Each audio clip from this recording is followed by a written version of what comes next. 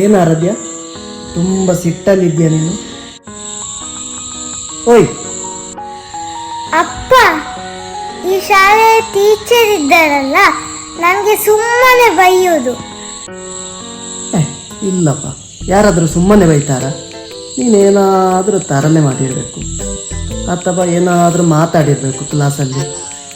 ಸುಮ್ಮನೆ ಏನಾದರೂ ತರಲೆ ಮಾಡಿ ಗಲಾಟೆ ಮಾಡಿರಬೇಕು ನೀನು, ಅದಕ್ಕೆ ಬೈದಿರ್ತಾರೆ. ಸುಮ್ಮನೆ ನನ್ನ ಹತ್ರ ಎಲ್ಲ ಹಾಗೆ ಸುಳ್ಳು ಹೇಳ್ಬಾರ್ದು ನೀನು, ಆಯ್ತಾ? ಇಲ್ಲಪ್ಪ, ನಾನು ಯಾಕೆ ಸುಳ್ಳು ಹೇಳುದು? ನಾನೇನು ಮಾಡಲಿಲ್ಲ. ಮತ್ತೆ ಏನು ಮಾಡದೆ ಬೈದ್ರ ನಿಂಗೆ ಸುಮ್ಮನೆ? ಹೌದಪ್ಪ, ನಾನು ನನ್ನಷ್ಟಕ್ಕೆ ಸುಮ್ಮನೆ ಮಲ್ಕೊಂಡಿದ್ದೆ. ನನ್ನನ್ನು ಎಪ್ಪಿಸಿ ಬೈದದ್ದು ಟೀಚರ್.